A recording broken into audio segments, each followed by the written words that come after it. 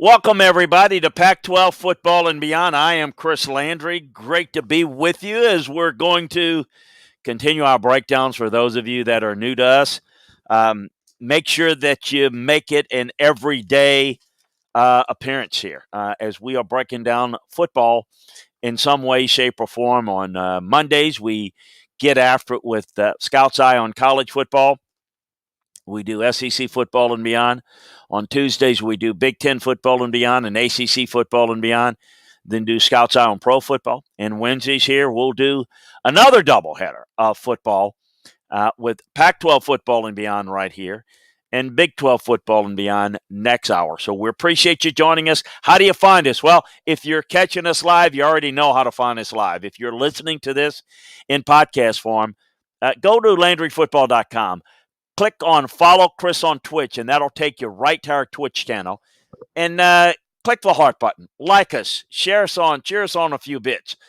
Be a part of what we're doing here. We're providing the live version of this show so that you can be a part of it. You can ask questions, be a part of the show. That's what we want, and that's why we're doing it live. If you're listening to it in podcast form, we appreciate it. We know you might not be able to catch it live, but if you can, we encourage you to do so. And by the way, and we had this a couple of times yesterday with a couple of folks. Yeah, we break down the shows, do a national college show, again, Scout's Eye on college football. But we do conference shows because it allows me to go into detail of everybody. So you may not get a chance to hear about a certain school in a national show or a regional show. We'll break it down by conference so that we can get to every team and let you know what's going on. If your team is not going on well, we'll tell you why and explain it why and get deep down into what the film says. So that's why we do it that way. It does not mean that you can't bring your questions or your hot takes or whatever to this show on any topic on football. We'll get to it in the mailbag segment at the end of the show. So if you want to ask something, it's Pac-12 show, you want to ask something about Pac-12, great. If you want to ask something about another conference or what, do it. We'll absolutely appreciate you joining us. So with that said, we're going to get into taking a look at the games of this week. Going to look at the latest news and notes around the league, which the one that jumps out at me that I need to get to is Charlie Brewer. You know by now, I'm sure, that he has left the Utah program after coming over, being a transfer, now another transfer.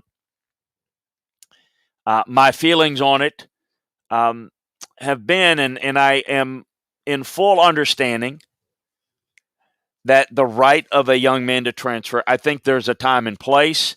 I don't like transferring during the year, during the season. I don't like the fact that it really is a bad look on a kid if, he continues to transfer. It tells me, it makes me question his competitiveness. It makes me question his loyalty. So, even if he were a prospect, a good prospect, that's the first thing that I'm trying to figure out. What's the deal with this guy? And it may have legitimate reasons, but I don't like it. But that's the biggest news of the day.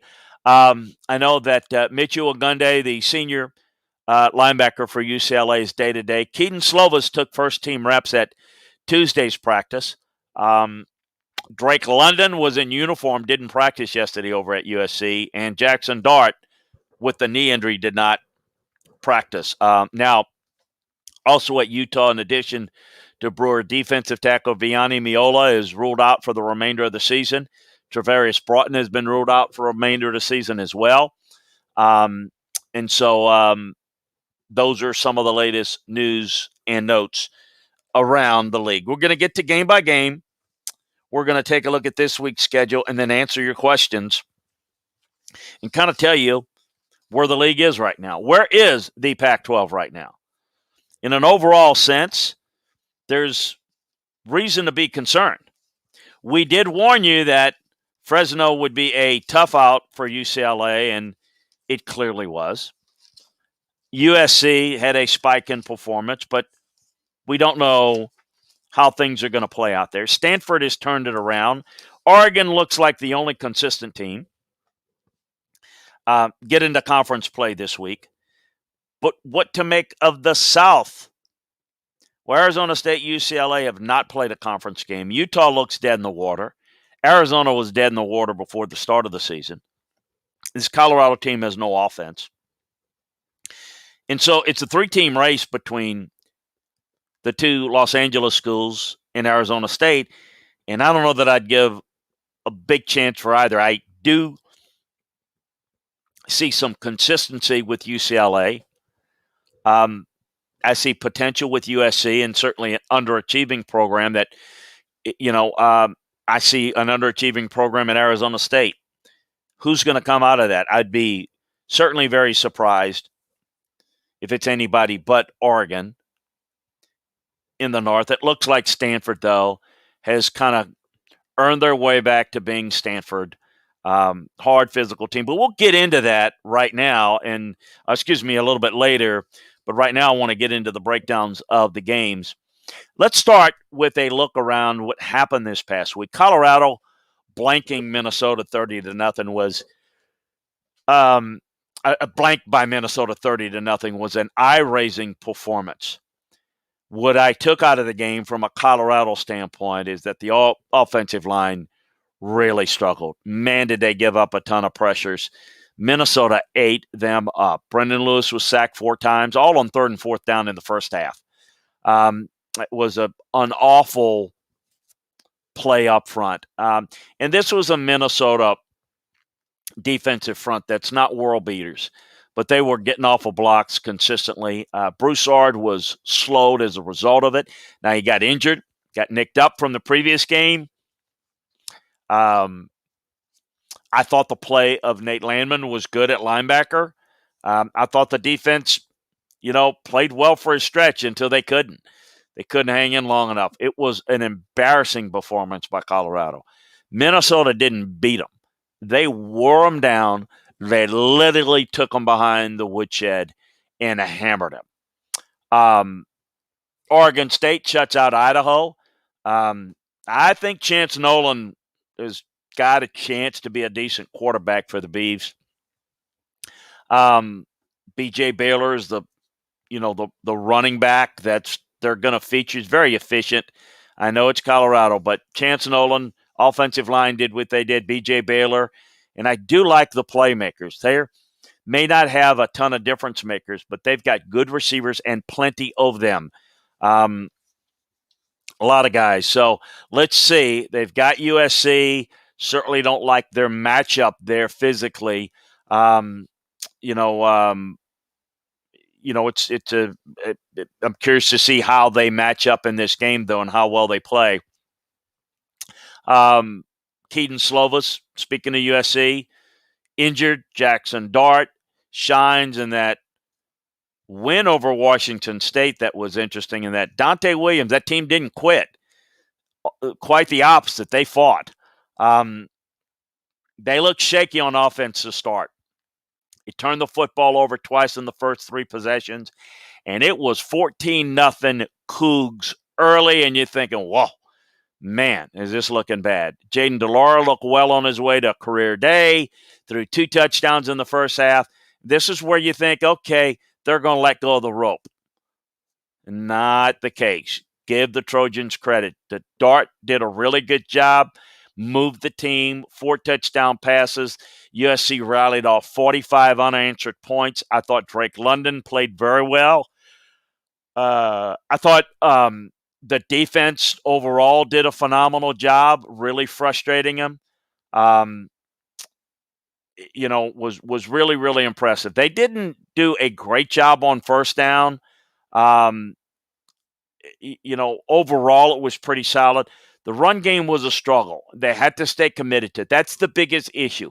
Their whole identity, as I've said with USC, has been a little finesse and a little drop back. Look, when you become a pass-first team, you become passive. The nature of pass protection is you retreat and catch and block.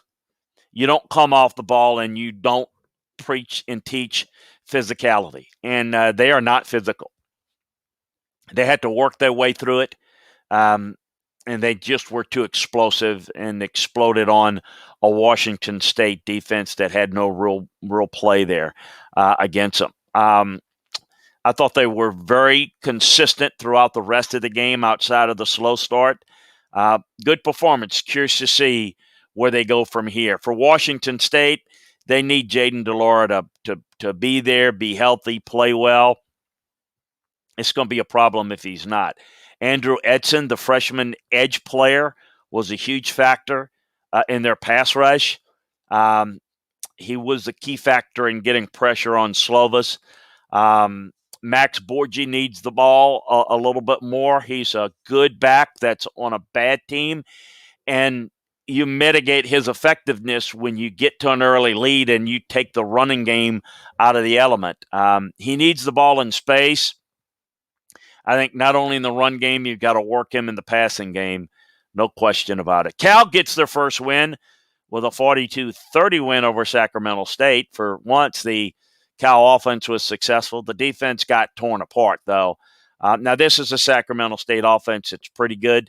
Still disappointing by that defensive performance. Chase Scarber's accounted for 356 yards and 3 touchdown passes. I thought the defense is the biggest concern. This Cal defense, which has been well-schooled and well-positioned over the past 2 or 3 years, if they play like this in conference play, they're going to be in a world of hurt. Now, they get Washington up next, and Washington found a little offense this past week, albeit, let's hold on and see. So let's take a look at Cal. The offense stabilized a little bit. They got average 6.1 yards a carry, 7.8 yards a passing attempt. That's good. The 4 sacks allowed through 3 games, different players on the line, new positions. They've got Dal Tuso at right tackle and Cindric at center, Ben Coleman starting at left guard, Brian Driscoll at both guard spots playing. They've meshed pretty well with Will Craig and McCading Matua really coming back. They've meshed a little bit more. They're getting more backs and wideouts in the rotation. Damian Moore has claimed the starting running back role, but Brooks and Chris Brooks and DeCarlos Brooks have had moments of relief against Moore. Trevon Clark, where they've struggled is that they've been all or nothing on offense. They've had explosive plays, but they've had negative plays. The biggest concern I have, though, is how they're playing defensively. They've been the fundamental group, that's well-positioned. The pass rush has produced 5 sacks, none against Sac State. Now, the ball came out quick. That's a part of the design of what Sac State does offensively. But the Bears have given up 318 yards per game through the air thus far. They don't have the same experience at inside backer and in the secondary. They haven't tackled well. They had breakdowns in their run fits. They've had breakdowns in coverage. They tackled better against Sac State, but they had 4 pass interference penalties that really extended and made for Sac State's drives that caused a lot of problems. So sometimes it's just not about your ability to stop people. It's your ability to eliminate mistakes, eliminate big plays by not making the critical mistakes that are drive extenders for the opposing team. For Wilcox, a defensive-minded coach, this has become really frustrated with him. It's the developmental team, and I'm curious to see how much better they get as the year goes along, because this is a case of the strength of their team.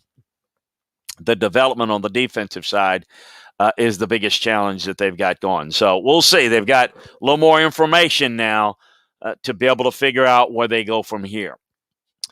It was Arkansas State, but Washington offense did come alive. They scored just 17 points in the first 2 games. They tripled that against Arkansas State. Yeah, it was Arkansas State. Dylan Morris put together the best game of the year. The best thing I can say, he gained some confidence in it. He threw for 367 yards. 3 touchdowns, but he also had 2 picks. They found some momentum in the ground game, and that was the key. They ran 39 times for 200 yards. Jalen McMillan played well for them, stepped up and made plays at the receiver position. So, as I said, that Washington-Cal game is going to be a little interesting to see is can Washington take advantage of some of these Cal defensive deficiencies, and can they build off of that? Because I do think that, scoring points and moving the ball against Arkansas State had a lot to do with just being that much better. It was Arkansas State not having an ability to cover, and more importantly, not having any ability to defend off the line of scrimmage, and that's where Washington got things going. Thought the quarterback play from UW was really good. I thought Dylan Morris's reads were a lot cleaner, and it helped in terms of decision making to get the ball out. We saw Sam Heward get on the game a little bit, threw a couple of deep passes. So I'm curious to see how they develop that young guy through the course of the season. I thought you saw 2 ball carries in this game with Sean McGrew and Kamari Pleasant, even Javion Sunday getting in on the action. McGrew looked the best of the group. He rushed for 2 touchdowns, played pretty well for him. I like to see a little bit as more chunk yardage, but I think overall a very solid performance in that game. Again, Jalen McMillan was the star receiver there, 10 receptions, 175 yards, a touchdown. He had 152 in the first half. Very, very productive. It's probably the best single performance you've seen out of a Washington receiver since John Ross did it against Cal his last year there. But Davis and Bynum, I'm curious to see how those guys develop at the receiver and tight end position. I thought the offensive line graded out pretty well. Now, they didn't have great pass rush, but they were sitting a lot of guys too. I think that defensively, look,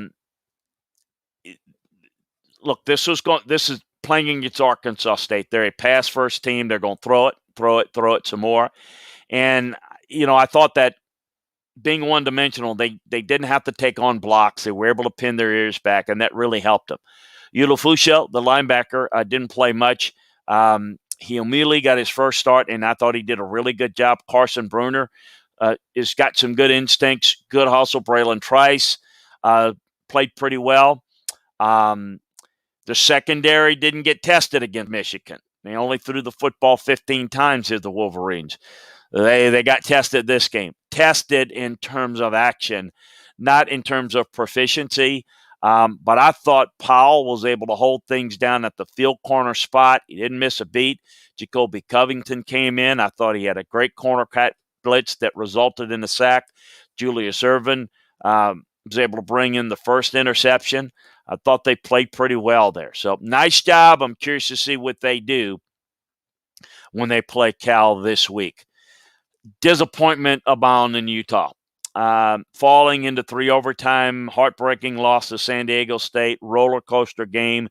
Charlie Brewer started but didn't finish, as we mentioned at the start of it in the News and Notes special, News and Notes session. He is gone. So they get Washington State next to Utah. The run game is struggling because the offensive line is struggling. The production from the back system, this is a run game that usually has proficiency with their backs in terms of run instincts and usually good quickness. But they don't have a lot of special backs.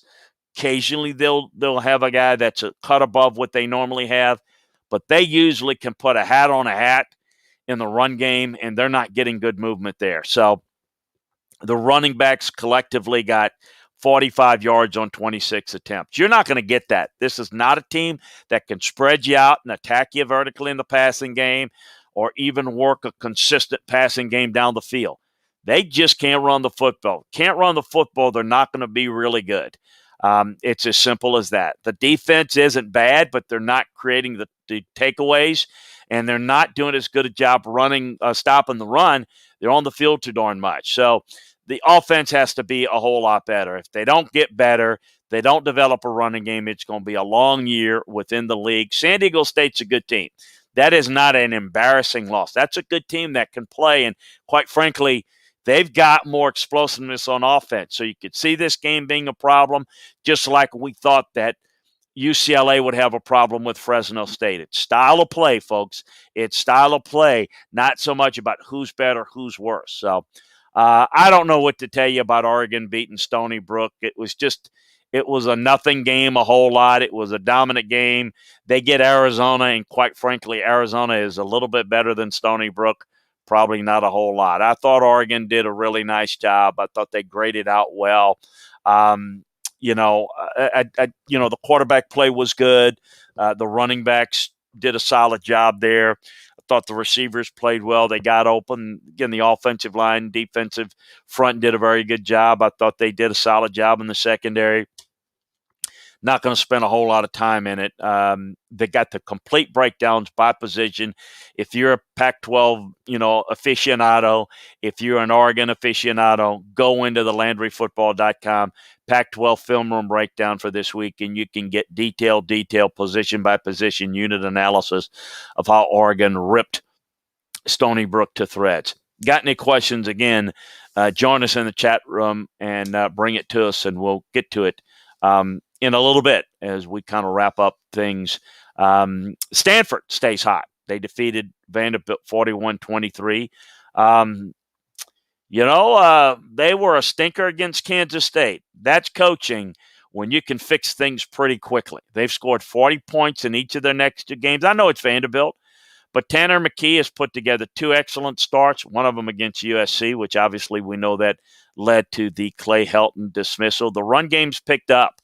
They're running the football well. That's helping McGee out a bit. Stanford may be the number 2 team in the Pac-12 North right now because I just don't see a whole lot of hope for anybody there. I'm very curious to see what goes on here going forward with Stanford, UCLA. On Saturday against Vanderbilt, though, McKee really did a nice job. I thought he managed things. He got the team in the end zone. Look, he was 19 for 29, 218, 2 touchdowns, no picks. Austin Jones ran the football well, 80 yards on 7 attempts, had a long of 61 yards. I thought Bryson Tremaine did a really good job at receiver getting open. It was a really good performance. They started fast on offense. They had a big drive defensively, relatively even. They turned it over to the defense. It was a good drive by Vanderbilt a couple of times early, but they really got the better of Vanderbilt here. Vanderbilt's offense, scored on that first drive and looked like they were going to be able to make a game of it. But in the end, Stanford was just a little bit more consistent, a little bit better at the line of scrimmage, a little bit more playmakers, ran the football a little bit better, had more playmaking play at receiver. I thought the secondary was really good for Stanford. I thought they did a good job staying on their landmarks and coverage. Really solid job. Getting a couple of takeaways were key too. So good performance there by the Cardinal as they were able to take care of business against Vanderbilt. I got the complete breakdowns of grades and snap counts again in the breakdown section on the Pac-12. So we break down Stanford and Vanderbilt. Arizona beaten by Northern Arizona. It is about as bad as it can get. Arizona is as bad as it can get at a P5 level. They're Kansas bad. They're worse than They're worse than Vanderbilt. They are worse than anybody in the Big Ten. I mean, they're certainly worse than Illinois. They are worse than anybody. They're worse than Florida State. They are worse than Kansas. They're worse. They are the worst. They're really, really bad. It was a game they probably thought they should have won. Northern Arizona scored 21 unanswered points. They took a 21-13 lead. They replaced Plummer with Jordan McLeod. They got down for a touchdown to bring them within 2. 2-point conversion attempt was stuffed with 2:16 left in the game. McLeod moved the team fairly well during that stretch. Just about 8 minutes to play, he brought him in. They're trying to search for something. They had costly miscues by Will Plummer at quarterback, the freshman. So they're trying to work him in. They're trying to build for the future, but they want to give themselves a chance to be competitive. And it's not bad that they're pulling him out. He's got to understand what he can do and what he can't do in terms of mistakes. It's a bad football team. It's bad because they don't have a lot of playmakers. But bad football teams compound that with their inability to make smart plays. I thought it was a bounce-back performance by the defense, relatively speaking. I thought they did a better job in the late stages against San Diego State, and I thought it was a pretty good job. They got conservative on offense, but you got to understand they got to get conservative on offense if they don't trust what they're doing and who's doing it. It was a big problem. Jalen John got in a chance to get the feel. So we'll see how this plays out, but I just don't know. Maybe there's a win on their schedule, but I'm having a hard time finding it for the Wildcats right now. Arizona State falls to BYU. We thought this might be an issue. What's the details? The biggest thing that will glare out at you. 17 points for Arizona State. 16 penalties. Couldn't get out of his own way. Jaden Daniels is not playing well. The run game was fairly effective with Nada and White. It kept them in the game. They ran for a score. They ran for 136. But they can't throw the football. They're getting nothing out of the passing game. The quarterbacks regress significantly. I think defensively they're playing okay in spurts. But they were the least physical team of the two here. It's one of the most experienced teams in the Pac-12 and the nation with 20 returning starters. But you see the lack of development on our team. It's not very good. They don't play smart. They don't play together. They leave a lot of plays on the field offensively. A lot to work on. A lot of turnovers. Really looks like a gifted, athletically gifted team, but not a very good football team at this point. So turnovers are killing them. Concentration issues are killing them. A lot's killing Arizona State right now. UCLA goes down to Fresno State. Fresno State led 23-10 at halftime. The Bruins cut the lead to 26-17. They forced a fumble deep into their own territory, rolled nil midfield, and then it got wild. Dorian Thompson-Robinson threw a deep touchdown to a wide-open Kyle Phillips to bring UCLA within 2 points, 8:10 left in the game. Fresno State turned the ball over, giving the Bruins a golden opportunity to take the lead. Charbonnet ran it in from 3 yards out to give UCLA the first lead in the game. Going to be a comeback win for UCLA. Then Jake Haener took over. Took multiple huge shots downfield, struggled to stand straight, muscled through the pain, beaten up, bloodied to a pulp. They faced 3rd and goal at the UCLA 19 after a penalty, and Haener willed a pass to Eric Brooks for a go-ahead touchdown with 2:55 remaining. UCLA comes back with 2:55. DTR leads the Bruins down the field in a blank through another touchdown, took the 37-33 lead. Haener, hobbling, steps onto the field, tries to pull off the impossible. The guy could barely stand. Every throw out of him is just, like pulling teeth. First throw of the drive was incomplete, but then connected on his next 5, including a 13-yard touchdown strike to Jalen Cropper with 13 seconds. It was at the end a game where you couldn't stop the opposing offense. It was a great game that many people probably didn't see since it was on the Pac-12 network. But it was you try to top this type of game at the very end. So good performance. I don't think people realize how good Fresno is. UCLA still may be the team to beat in the South. And remember, UCLA, Arizona State have no losses within the conference. DTR was okay, certainly down the stretch. The beginning, not so much. I thought the backs graded out pretty well. It wasn't a really good performance by the offensive line. They didn't get as much surge on the interior. They didn't do as good a job of getting that Fresno State defensive front misaligned there. I thought Fresno did a good job stacking the box and really adjusting to UCLA's tempo and run alignment and pre-snap motions. I thought the receivers and the tight ends were average, nothing special. There was a fumble. There was a drop here or there. And I thought that Dulcich, the outstanding tight end, struggled with the physicality of Fresno State. I thought it was a very average overall offensive performance, that they left a lot to be desired in the first half of the game. They made good adjustments, got back in the game, no doubt. So offensively, if you were grading it in the first half, it's probably a D. In the second half, it's probably an A minus, certainly B plus, because they got it going. But too little, too late in the end. They couldn't hold up defensively. Defensively, I thought the defensive line wasn't very good at all. Ogunde, who we mentioned a little bit earlier, is kind of day to day. He wasn't able to do to the tackles what he was able to do and dominate against Hawaii and LSU. I thought Fresno held up on their protections, and I thought they did a good job of moving away from the pressure. I thought Bo Calvert did some decent work on the edge at linebacker, getting into the backfield a few times, got a sack, got a couple of sacks for loss, but they just didn't get home on blitzes nearly as much. They really did a good job. Fresno State tightened their line splits, had a bit of a counterattack to the defensive pressure by UCLA.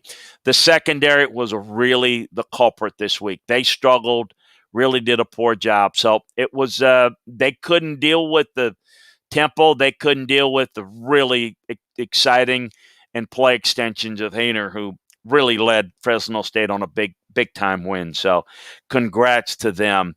Want to get into some of the games this week, but I want to tell you first about my great friends at BetDSI. Looking for a place to bet on NFL and NCAA football? BetDSI is an industry leader in football betting and the perfect sports book for both the novice and professional bettors alike. At BetDSI, you can also enjoy live in-game betting. You can bet your favorite teams all game long, including props on nearly every play to the final whistle. NFL, college football here with BetDSI. They have been paying winners for over 20 years. Top rated on betting review sites. Use your sports and pop culture knowledge to make some extra cash this week. BetDSI has a very user-friendly interface and mobile site. BetDSI has the fastest payout in the industry. Simply play, win, and get paid.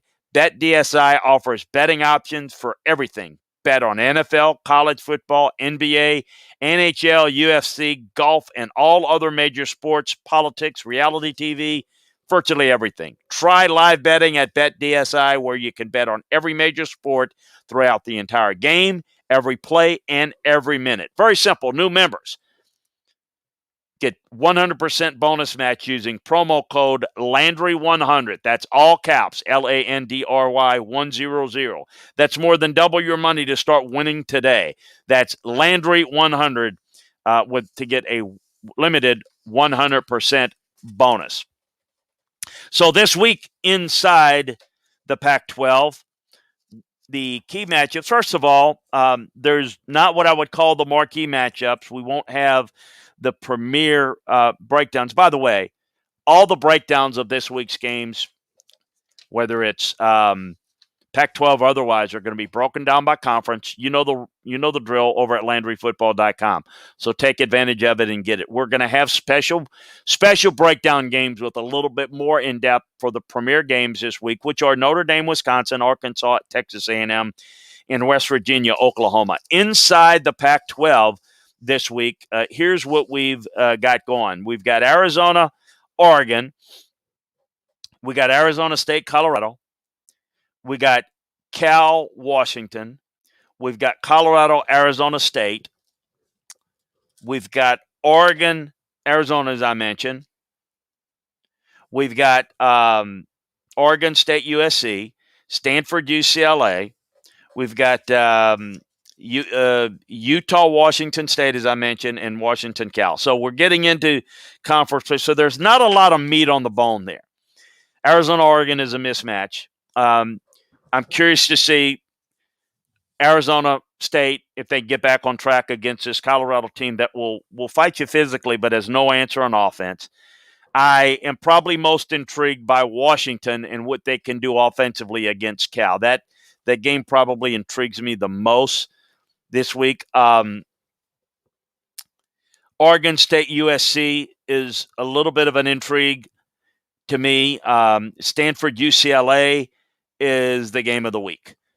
You've got a UCLA team that's still probably the favorite in the South, but this is a conference game, the first one that they've played thus far this year. And so going to the Forum and see what they can do there against a Stanford team that's playing much better is going to be most interesting. Can Utah get back on track against Washington State? That's another interesting matchup. So we'll have the breakdowns for you. Hey, I appreciate those of you that listen. See no one join us in the chat room today. That's okay. We appreciate and love it when you do, but we understand when you don't.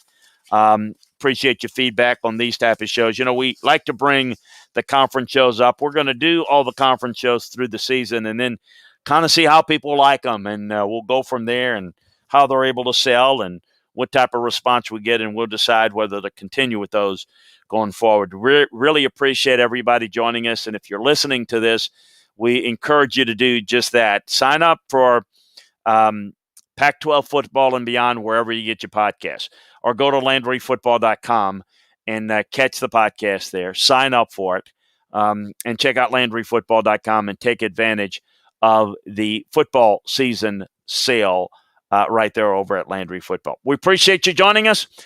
Talk to you at the top of next hour. We'll talk some Big 12 football. We got some Alabama football later today and the Landry Football Podcast, where we're going to be breaking down a lot of things. So play calling and what's really out there and what's really not. So check us out. We'll talk to you in a little bit. Have a great day, everybody.